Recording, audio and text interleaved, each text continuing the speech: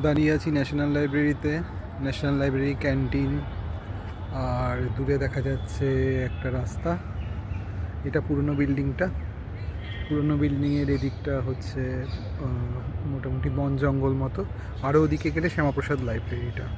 তো এই ভিডিওটার পারপাস হচ্ছে এটাই দেখানো যে কত সুন্দর করে কলকাতাটাকে সাজিয়ে রাখা যায়। এবং এটা তো সরকারি, মোস্ট প্রবাবলি কেন্দ্রীয় সরকারের লাইব্রেরি। তো এরকম যদি মানে কলকাতার রাস্তাঘাটগুলোকেও এরকম সুন্দর করে যদি রাখা যায়, এটা তো কলকাতারই একটা অংশ। কত সুন্দর করে সাজিয়ে রাখা হয়েছে এই পুরো লাইব্রেরিটাকে। সিমিলারলি আমরা যদি পুরো কলকাতাটাকেই এরকম করে সুন্দর করে সাজাতে পারি, তাহলে এটা মানে কলকাতার যারা থাকেন আর কি, তাদের জন্য একটা বড় প্রাপ্তি।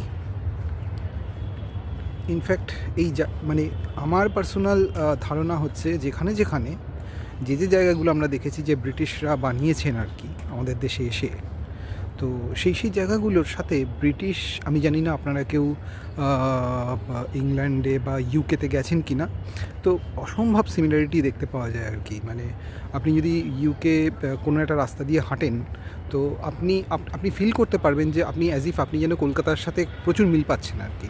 তো এরা যখন কলকাতাতে এসছিল, তখন এরা কলকাতাকে মোটামুটি নিজেদের মতো করে বানিয়ে নিয়েছিল আর কি। নিজেদের যা নিজেদের দেশের সৌন্দর্য আছে আর কি, সমস্ত সৌন্দর্য তারা চেষ্টা করেছিল তাদের এই অনেক দূরে থাকা একটা জায়গার মধ্যে সাজিয়ে গুছিয়ে বানাবার। এবং সেগুলো আমরা দেখতে পাই এখন কিছু জায়গায়। তো এইটা সেরকমই একটা জায়গা।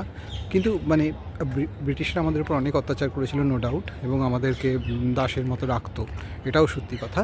তো কিন্তু তারা যে সৌন্দর্যগুলো যেগুলো সৃষ্টি করে গেছে আমাদের দেশে, সেগুলো সত্যি অসাধারণ।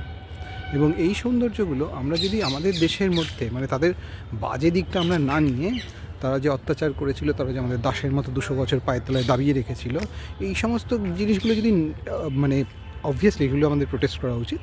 কিন্তু সেগুলো বাদ দিয়ে তাদের যেগুলো সৌন্দর্য, তাদের যেগুলো মানে সুন্দর জিনিসপত্র ছিল, সেগুলোকে যদি আমরা আমাদের দেশের মধ্যে ফুটিয়ে তুলতে পারি, তাহলে আমাদের দেশ একটা অন্য মাত্রায় পৌঁছবে আর কি সৌন্দর্যের জায়গা।